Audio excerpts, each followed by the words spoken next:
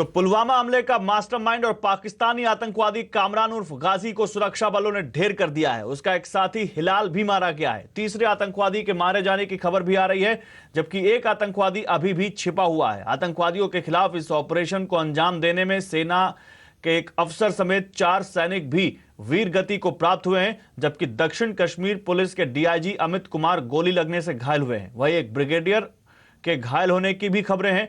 कल रात गुप्त सूचना पर पुलवामा के पिंगलान में सुरक्षा बलों ने सर्च ऑपरेशन शुरू किया था। आतंकवादियों की तरफ से फायरिंग होने पर मुठभेड़ हो गई और आखिरकार इन दोनों आतंकवादियों को मार गिराया गया। एनकाउंटर में एक सिविलियन की मौत की भी खबर है। बताया जा रहा है कि कामरान उर्फ गाजी ने ही पुलवामा में सीआरपीएफ पर हमले की पूरी योजना बनाई थी। उधर भारत पाकिस्तान नियंत्रण रेखा के करीब बम डिफ्यूज करते वक्त शहीद हुए मेजर चित्रेश बिष्ट का आज अंतिम संस्कार किया जा रहा है। मेजर बिष्ट का पार्थिव शरीर देहरादून पहुंचते ही उन्हें श्रद्धांजलि देने वालों की भीड़ उमड़ पड़ी। 7 मार्च को मेजर बिष्ट की शादी होने वाली थी। वो हाल ही में शादी की खरीदारी करके ड्यूटी पर गए थे और 28 फरवरी को उन्हें छुट्टी पर आना था। शनिवार को राजौरी के नौशेरा सेक्टर में बम डिफ्यूज करते वक्त उसमें ब्लास्ट हो गया और मेजर बिष्ट वीर गति को प्राप्त हो गए। उधर पुलवामा हमले पर विवादित बयान देकर सोनी टीवी का शो गवा चुके सिद्धू को अब मंत्रिमंडल से हटाने की मांग उठ रही है। पंजाब असेंबली में अकाली दल ने इस मुद्दे पर खूब हंगामा किया। जवाब दे रहे सिद्धू को बीच में टोका टाकी की गई तो वो अकाली दल के नेता बिक्रम सिंह मजीठिया से भिड़ गए। काफी देर तक विधानसभा में हंगामा होता रहा। मजीठिया और दूसरे विधायक सिद्धू के पाकिस्तान दौरे की तस्वीरें लहरा रहे थे।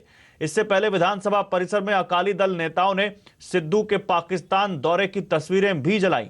अकाली दल का कहना है कि हमले पर विधानसभा से निंदा प्रस्ताव पास होने के बावजूद सिद्धू ने पाकिस्तान के समर्थन में बयान दिया है, इसलिए उनसे मंत्री पद वापस ले लेना चाहिए और कांग्रेस और सरकार को अपना स्टैंड साफ करना चाहिए। तमाम हंगामे के बाद भी सिद्धू ने कहा कि वो अपने बयान पर कायम हैं। 1999 में कंधार में उनकी बेड़ियां किसने खोली थी, उन्हें किसने रिहा किया था, ये मैं पूछना चाहता हूं। वो किसकी रिस्पॉन्सिबिलिटी है? हमारी लड़ाई उनके साथ है। उनके पनाहगारों को लिखिए कि दे नीड टू बी एक्स्ट्राडाइटेड, और इसीलिए नवजोत सिंह सिद्धू आज भी अपने स्टैंड पे खड़ा है, अडिग है। उधर पुलवामा के शहीदों की याद में आज दिल्ली में व्यापार बंद है। चांदनी चौक, सदर बाजार, करोल बाग, गांधीनगर समेत सभी बाजारों में दुकानें बंद रहीं। ये बंद दिल्ली के व्यापारियों ने बुलाया था। दिल्ली के तमाम व्यापारियों ने चांदनी चौक के घंटाघर चौराहे पर पाकिस्तान का पुतला फूंका और मोदी सरकार से पाकिस्तान के खिलाफ हर सख्त कदम उठाने की मांग की है। देखिए, देश के 7 करोड़ व्यापारी आज पूरे तौर पर अपना व्यापार बंद रख करके सरकार के समर्थन में, देश की सेनाओं के समर्थन में, शहीद परिवारों के समर्थन में मजबूती के साथ खड़े हैं। और हम ये चाहते हैं कि सरकार अब पाकिस्तान और आतंकवाद का पूरी तरीके से सफाया करे और देश के व्यापारी तन मन धन से सरकार के साथ में मजबूती से खड़े। आप किस तरह से यहाँ पर आज श्रद्धांजलि दे रहे हैं? मैं बगैर प्लेस मार्केट को एसोसिएशन को, मेडिसिन मार्केट को रिप्रेजेंट करता हूँ। जिस तरह की आदेश हुआ ऑल ओवर दिल्ली के लिए, व्यापार संगठन के लिए कि बंद करके एक दिन की श्रद्धांजलि दी जाए, तो ये बिल्कुल बनता है, हम लोगों को देनी चाहिए। एक दिन का व्यापार बंद करने से कोई बहुत ऐसा नुकसान, जो भी नुकसान होगा आर्थिक होगा, बट जो शहीद 42 लोग शहीद हुए हैं उनको एक मैसेज आएगा कि सारा समाज हमारे साथ है, व्यापारिक समाज साथ है, हर तरह से हम लोग उनके साथ। आतंकवाद का पुतला भी यहाँ पर फूंका गया, क्या संदेश देना चाह रहे हैं? देखिए, हमने एक संदेश दिया है कि इस सब घटनाओं के पीछे पाकिस्तान जिम्मेदार है और पाकिस्तान को बाज आना चाहिए। आर पार की लड़ाई का टाइम आ गया है। अब लगता है हमें सर्जिकल स्ट्राइक से ज़्यादा चाहिए। शायद हमें बलूचिस्तान चाहिए हो, हमें गिलगिट बाल्टिस्तान चाहिए हो, सिंध चाहिए हो, हमें अब पाकिस्तान के टुकड़े टुकड़े चाहिए। We want to get an end to this. तो पुलवामा हमले के बाद पैदा हुए हालात को देखते हुए पुंछ से पाक अधिकृत कश्मीर तक चलने वाली साप्ताहिक बस सेवा को रोक दिया गया है। समाचार एजेंसी पीटीआई के मुताबिक पुंछ के कमिश्नर ने कहा है कि लाइन ऑफ कंट्रोल के दोनों तरफ से होने वाले व्यापार पर फिलहाल फैसला नहीं हुआ है। मंगलवार को छुट्टी के चलते व्यापार बंद रहेगा, लेकिन बुधवार को इस पर भी विचार किया जाएगा। आपको बता दें कि लाइन ऑफ कंट्रोल के दोनों तरफ बटे कश्मीरी परिवारों की सुविधा के लिए 2005 में श्रीनगर, मुजफ्फराबाद और फिर 2006 में पुंछ रावलकोट के बीच बस सेवा शुरू की गई थी। 2008 में कश्मीर के दोनों हिस्सों के बीच बार्टर सिस्टम यानी सामान की अदला बदली के रूप में व्यापार की इजाजत भी दी गई थी। मंगलवार से शुक्रवार यानी हफ्ते में 4 दिन यह व्यापार होता है। इधर आतंकवादी हमले के बाद भारत और पाकिस्तान के बीच राजनयिक और व्यापार के मोर्चे पर भी ठनी हुई है। आज पाकिस्तान ने भारत में अपने उच्चायुक्त सोहेल महमूद को वापस बुला लिया है। पाकिस्तान विदेश मंत्रालय के प्रवक्ता मोहम्मद फैसल ने ट्वीट किया है कि भारत में पाकिस्तान के हाई कमिश्नर को सलाह मशवरे के लिए वापस बुला लिया गया है। भारत ने पहले ही अपना हाई कमिश्नर वापस बुला लिया था। उधर पुलवामा में शहीदों के परिवारों के लिए मदद का सिलसिला लगातार जारी है। आज बिल्डर्स और डेवलपर्स की संस्था क्रेडाई ने सभी शहीदों के परिवार वालों को उनके शहर में एक 2 BHK घर देने का ऐलान किया है।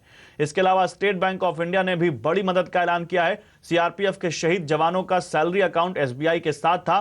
बैंक ने 23 जवानों के लोन को तुरंत माफ करने का ऐलान किया है। साथ ही सैलरी अकाउंट के साथ जुड़े 30 लाख के जीवन बीमा रकम भी तुरंत सभी शहीदों के परिवार वालों को दी जाएगी।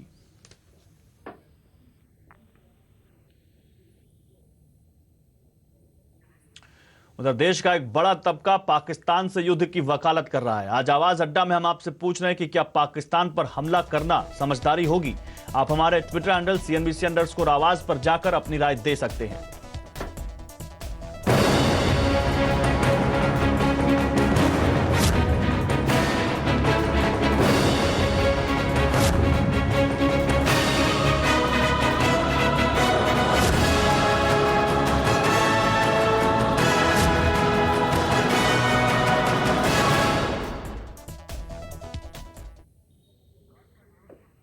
उधर भारत पाकिस्तान में तनातनी के बीच आज से कुलभूषण जाधव मामले में भी फाइनल सुनवाई शुरू हो गई है। इंटरनेशनल काउंसिल ऑफ जस्टिस में भारत और पाकिस्तान के दावों पर अगले 4 दिनों तक सुनवाई चलेगी। आज भारत का पक्ष रखते हुए वरिष्ठ वकील हरीश साल्वे ने कहा कि पाकिस्तान अभी तक कोई सबूत नहीं दे पाया है कि कुलभूषण दोषी है। आपको बता दें कि पाकिस्तान में कुलभूषण जाधव को जासूसी और आतंकवाद के आरोप में मौत की सजा सुनाई गई है और उसे कॉन्सुलर एक्सेस यानी भारत से मदद की इजाजत नहीं दी जा रही है। भारत ने ICJ में इसके लिए अपील की है, जबकि पाकिस्तान कह रहा है कि कुलभूषण एक जासूस है, इसलिए उसे कॉन्सुलर एक्सेस देने के लिए वो बाध्य नहीं है। कानूनी जानकारों का मानना है कि ICJ में भारत के तर्क भारी पड़ेंगे। बाजार की बात करते हैं। हफ्ते की शुरुआत बाजार ने गिरावट के साथ की है। लगातार 7वें दिन ट्रेडिंग सेशन में कमजोरी आई है और बाजार 2 महीने के निचले स्तर पर आ गिरा है। सेंसेक्स 300 अंक फिसलकर 35,500 के स्तर के पास बंद हुआ है। वही निफ्टी भी करीब 0.25% की कमजोरी लेकर 10,650 के नीचे फिसला है। बैंक निफ्टी में भी 150 अंकों के करीब गिरावट आई। मिड कैप इंडेक्स भी 150 अंकों की गिरावट लेकर बंद हुआ है। कच्चे तेल में आई उछाल और इसी वजह से रुपए में आई कमजोरी से बाजार पर दबाव बना। रिलायंस इंडस्ट्रीज, ITC और TCS जैसे दिग्गजों में बिकवाली से भी गिरावट गहराई।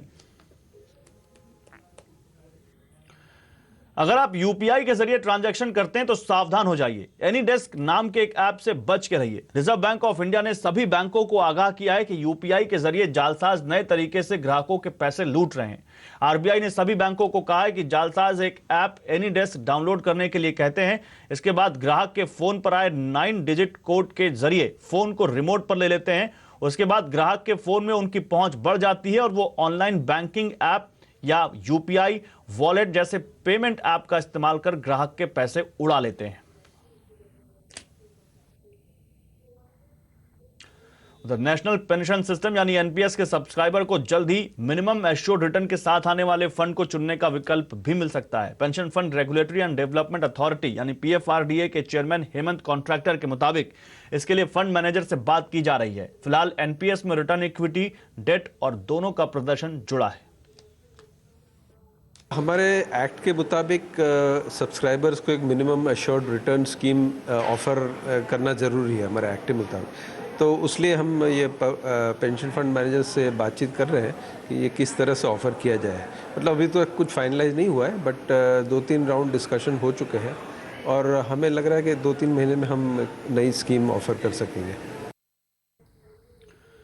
उधर सरकार फार्मा सेक्टर में गरीबों के हिसाब से सुधार करना चाहती है। बेंगलुरु में फार्मा सेक्टर फिक्की और रसायन मंत्रालय के कार्यक्रम में विभाग के मंत्री सदन गौड़ा ने कहा कि कई लोगों की सैलरी का 15% इलाज में खर्च हो जाता है, इसलिए सरकार जेनरिक दवाइयों को बढ़ाने पर जोर दे रही है। Nearly 15% of his income by every family is being spent for healthcare, and every year crores of people they used to come below the poverty line. So the Prime Minister thought that the primary importance is if a man is healthy, then the automatically country also become healthy. The cost of production plus the margin has been kept for the industries, and thereby the medicines are being given to the poor people across the country. 805 medicines have been brought under control. वहीं रसायन मंत्रालय के joint secretary Navdeep रिनवा का कहना है कि drug price control amendment order से देश में पेटेंट दवाइयों और दुर्लभ बीमारियों की दवाओं की उपलब्धता बढ़ जाएगी। जो ड्रग प्राइस कंट्रोल ऑर्डर में अमेंडमेंट निकालना है, उसका लाभ ये होगा कि इंडिया में जो पेटेंटेड मेडिसिन और रेयर डिजीज़ के लिए जो मेडिसिन है उसकी अवेलेबिलिटी बढ़ाने के लिए ये ऑर्डर निकाला था, जिससे क्योंकि रेयर डिजीज़ वो हैं जहाँ बहुत कम लोगों को होती हैं, तो दवा कंपनियों का बहुत ज़्यादा इंटरेस्ट नहीं रहे कि वो R&D पे पैसा खर्च करके उसके लिए दवा बनाएं। कोई दवा अभी तक जो रेयर डिजीज़ के जो भी इंडिया में मिल रही हैं वो मार्केट बेस्ड प्राइसिंग है, तो वो उस मार्केट के बेस पे वो प्राइसिंग करेंगे। ऐसा नहीं है कि आज अगर हमने कहा कि DPCO लागू नहीं हुआ तो सडनली वो रेज़ कर देंगे। उन्होंने मार्केट के हिसाब से रखा है। ऐसी कोई डिजीज़ नहीं जिसका अभी तक हमने सीलिंग प्राइस किया हो था रेयर डिजीज़ को, और अब हटा देंगे। उधर लोकसभा चुनाव में शिवसेना और बीजेपी अपने गिले शिकवे भुलाकर फिर साथ होंगे। आज दोनों पार्टियां मिलकर मुंबई में सीटों के बंटवारे का ऐलान करेंगी। आज बीजेपी अध्यक्ष अमित शाह उद्धव ठाकरे से उनके घर मातोश्री पर मुलाकात कर रहे हैं। पिछले हफ्ते ही महाराष्ट्र के मुख्यमंत्री देवेंद्र फडणवीस ने उद्धव ठाकरे से मुलाकात की थी। हालांकि पिछले साल जनवरी में शिवसेना ने अकेले चुनाव लड़ने का ऐलान किया था। महाराष्ट्र में हुए विधानसभा चुनावों के बाद से ही बीजेपी और शिवसेना के रिश्ते तल्ख हो चले थे। कई मौकों पर शिवसेना ने खुलकर बीजेपी के खिलाफ कई बातें कही हैं। अब से कुछ देर में कभी भी बीजेपी और शिवसेना प्रेस कॉन्फ्रेंस कर इस बात का ऐलान कर सकते हैं। सूत्रों की माने तो 48 में से 25 सीटों पर बीजेपी जबकि 23 सीटों पर शिवसेना चुनाव लड़ सकती है महाराष्ट्र में। उधर एडवेंचर और टूरिंग बाइक चाहने वालों के लिए बेनेली इंडिया ने TRK 502 बाइक लॉन्च कर दी है। कंपनी ने इसके 2 मॉडल उतारे हैं, पहला TRK 502 और दूसरा TRK 502X। इस बाइक की कीमत 5 लाख रुपए से शुरू होती है। TRK 502 में 500 सीसी का ट्विन सिलेंडर इंजन लगा है जो करीब 47 bhp पावर जनरेट करता है।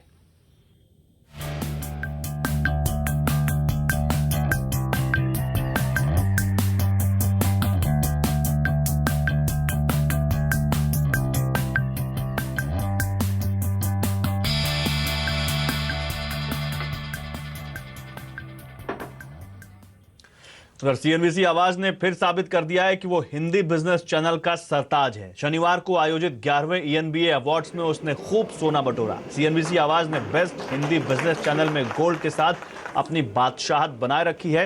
बेस्ट हिंदी बिजनेस चैनल के साथ ही आपके पसंदीदा डिबेट शो आवाज अड्डा ने भी गोल्ड पर निशाना लगाया और इसे हिंदी में बेस्ट टॉक शो के खिताब से नवाजा गया है। वहीं इसी कैटेगरी में दूसरे नंबर पर भी CNBC आवाज काबिज रहा। टक्कर ने भी हिंदी में बेस्ट टॉक शो में सिल्वर पर कब्जा किया। ENBA अवार्ड्स में आवाज के साथ नेटवर्क 18 की भी धूम रही। नेटवर्क 18 को ENBA अवार्ड्स में कुल 9 खिताब मिले हैं।